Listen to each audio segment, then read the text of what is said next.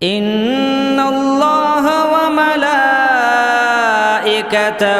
یصلون علی النبی یا ایہا الذین آمنوا صلوا علیہ وسلموا تسلیما۔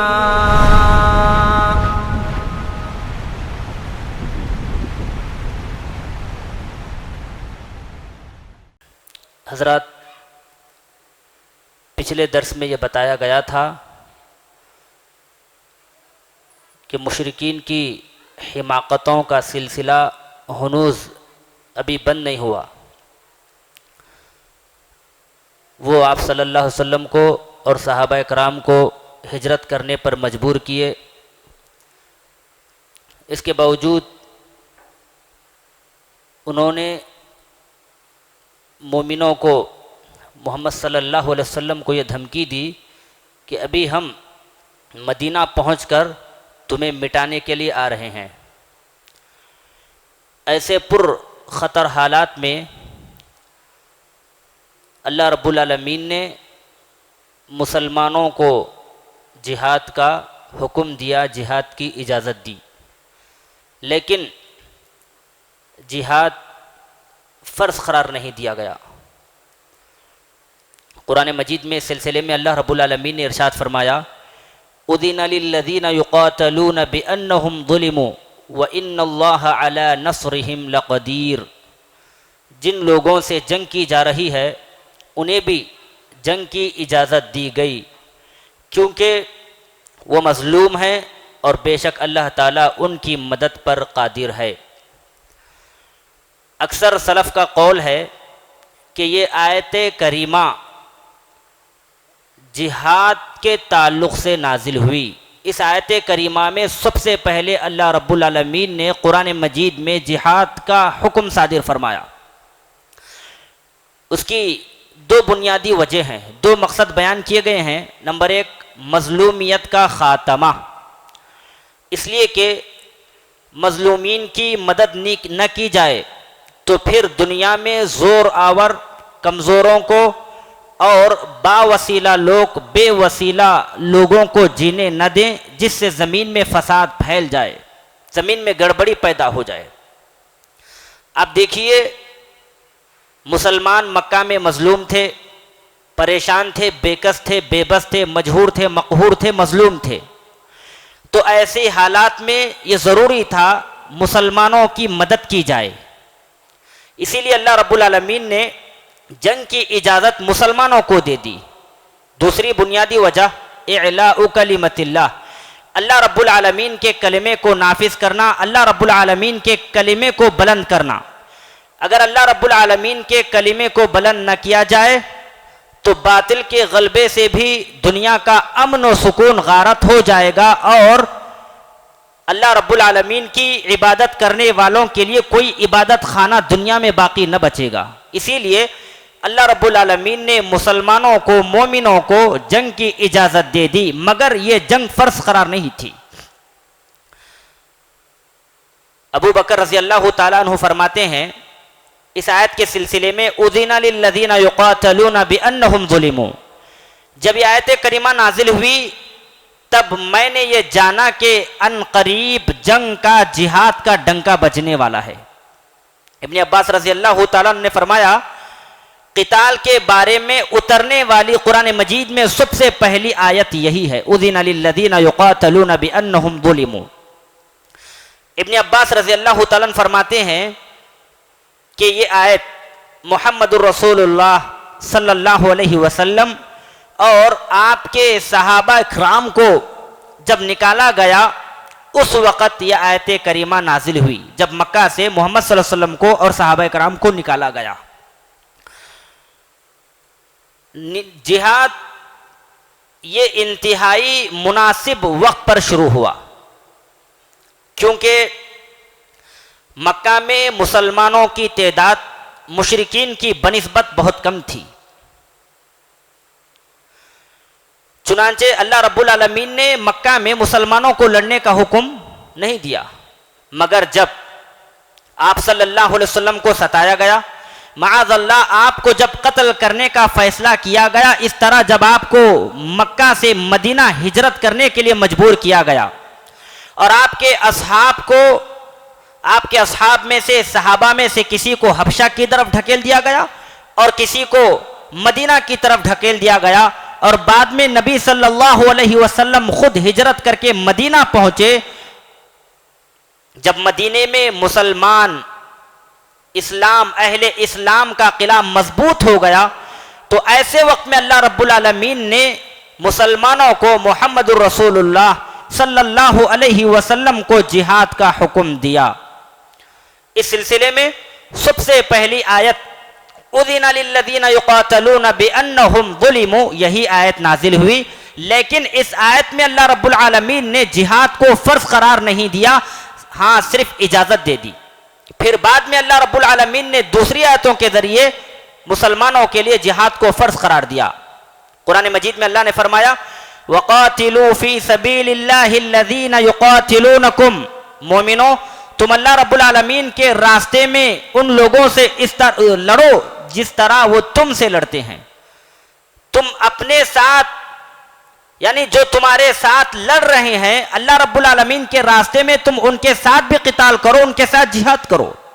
اسی طرح قرآن مجید میں اللہ نے فرمایا وَقَاتِلُوا الْمُشْرِكِينَ كَافَّةً كَمَا يُقَاتِلُونَكُمْ كَافَّةً، مومنو تم مشرکین سے اکٹھے باہم مل کر لڑو جس طرح کے مشرکین تم سے باہم اکٹھے مل کر لڑتے ہیں. ان آیت کریمہ سے اللہ رب العالمین نے جہاد کو فرض قرار دیا.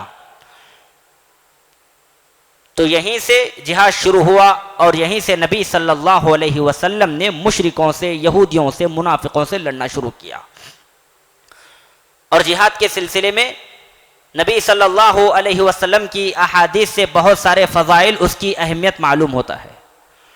اللہ کے نبی صلی اللہ علیہ وسلم نے جہاد کی ترغیب دیتے ہوئے جہاد کی فضیلت کے بارے میں ارشاد فرمایا وَجَاهِدُوا فِي سَبِيلِ اللَّهِ فَإِنَّ الْجِهَادَ فِي سَبِيلِ اللَّهِ بَابٌ مِّنْ أَبْوَابِ الْجَنَّةِ يُنْجِي اللَّهُ بِهِ مِنَ الْهَمِّ وَالْغَمِّ. اللہ کے نبی صلی اللہ علیہ وسلم نے جہاد کی فضیلت کے بارے میں ارشاد فرماتے ہوئے کہا کہ لوگو تم اللہ رب العالمین کے راستے میں لڑو، جہاد کرو، قتال کرو. کیوں؟ فَإِنَّ الْجِهَادَ فِي سَبِيلِ اللَّهِ، اس لیے کہ جہاد فی سبیل اللہ یہ جنت کے دروازوں میں سے ایک دروازہ ہے. يُنْجِ اللَّهُ بِهِ مِنَ الْهَمِّ وَالْغَمِّ، اس جہاد کے ذریعے اللہ رب العالمین ہر طرح کے غم اور فکر سے نجات عطا کرتا ہے. یعنی جو جہاد کرتا ہے اللہ رب العالمین کے راستے میں، اسے نہ کوئی غم ہوگا نہ کوئی فکر ہوگی، اور یہ جنت کا دروازہ ہے.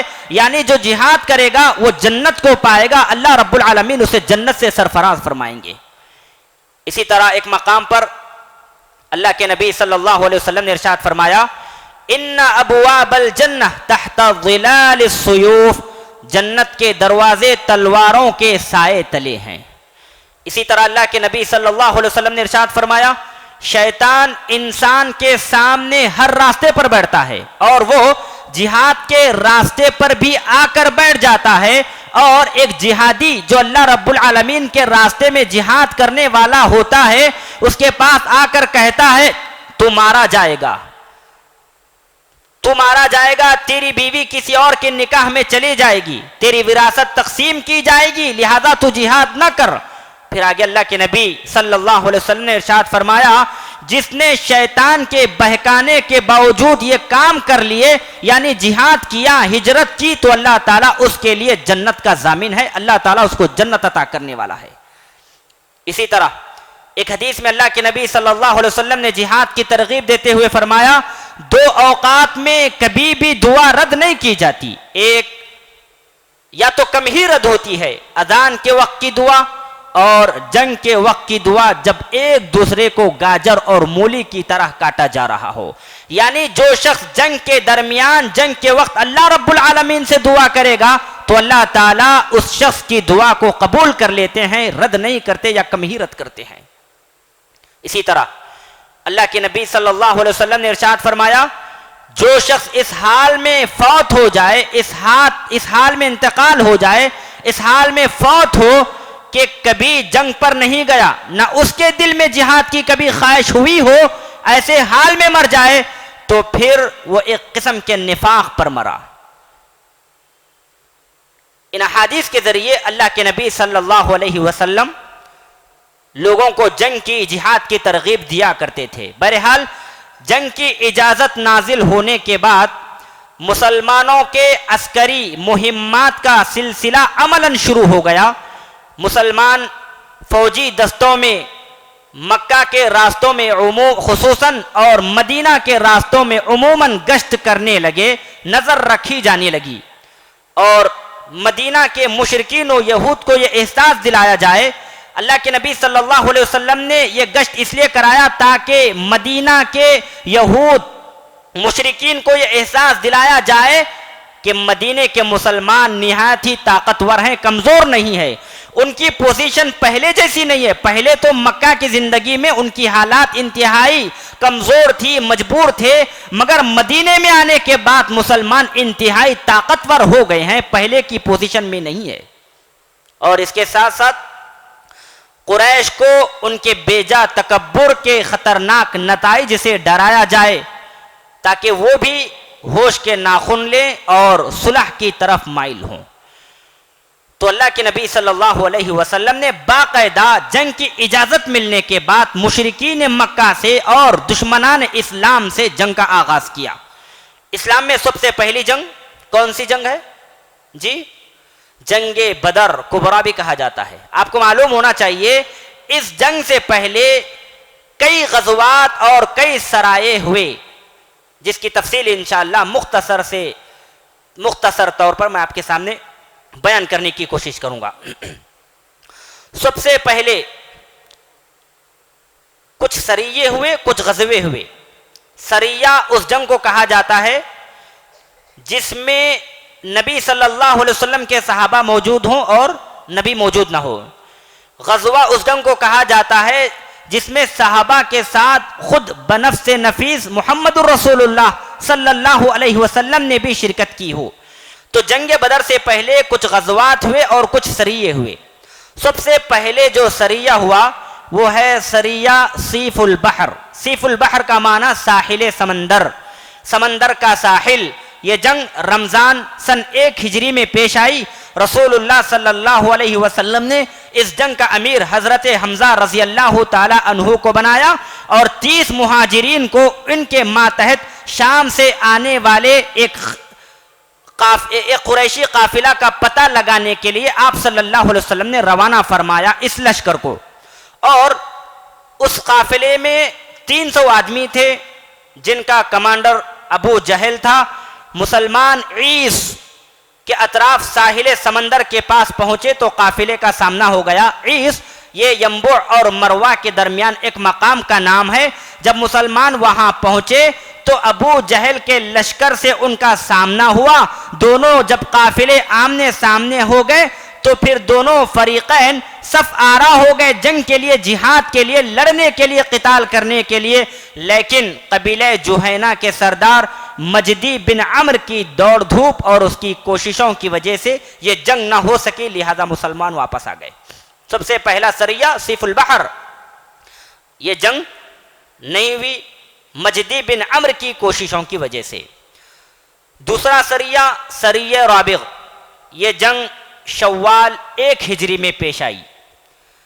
تیسرا سریہ سریہ خرار، یہ جنگ ذی قعدہ سن 1 ہجری میں پیش آئی۔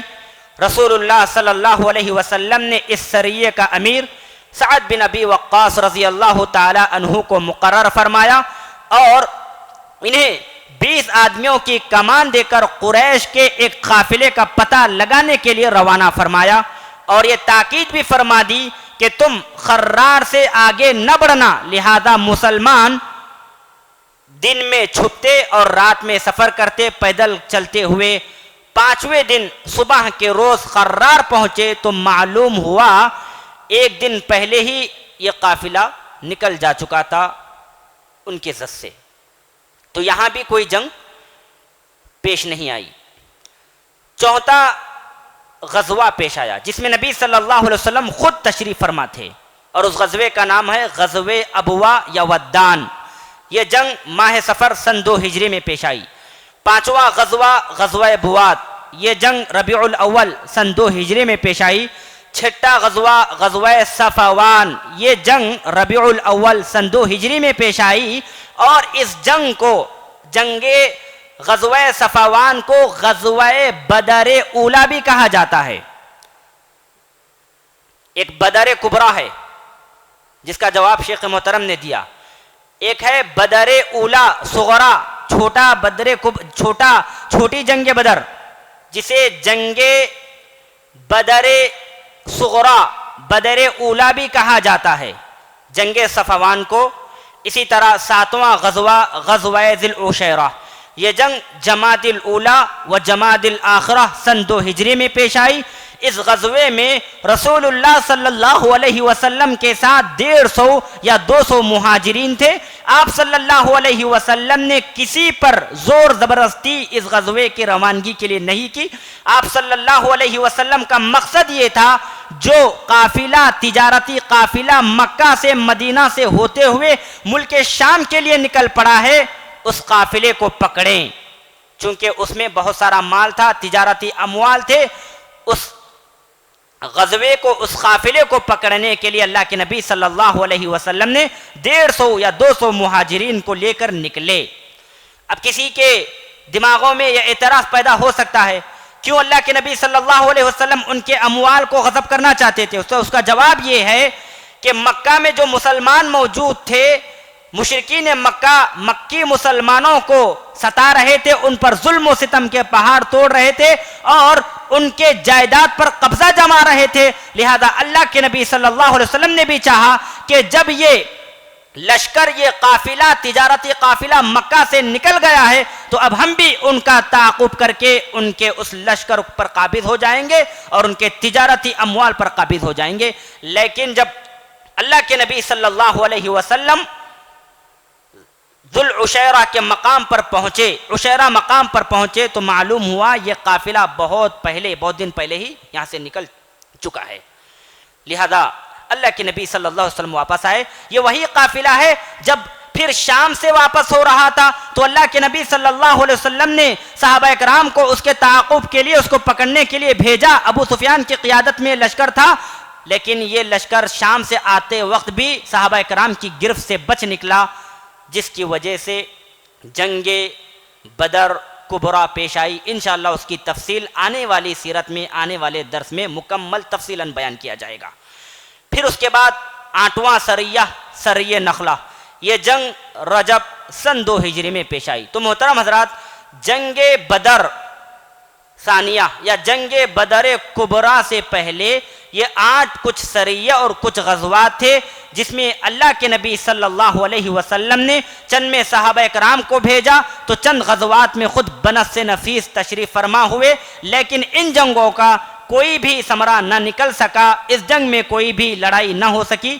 جو لڑائی ہوئی سب سے بڑی اسلام میں وہ جنگ بدر کبریٰ میں ہوئی. انشاءاللہ اس کی مکمل تفصیل آئندہ سیرت میں، آئندہ درس میں بیان کی جائے گی. اللہ رب العالمین سے دعا ہے اللہ تعالی ہم تمام کو نبی صلی اللہ علیہ وسلم کی سیرت کو سن کر ان سے کچھ دروس و عبر حاصل کر کے ان پر عمل کرنے کی توفیق عطا فرما. آمین. وآخر دعوانا ان الحمد للہ رب العالمین.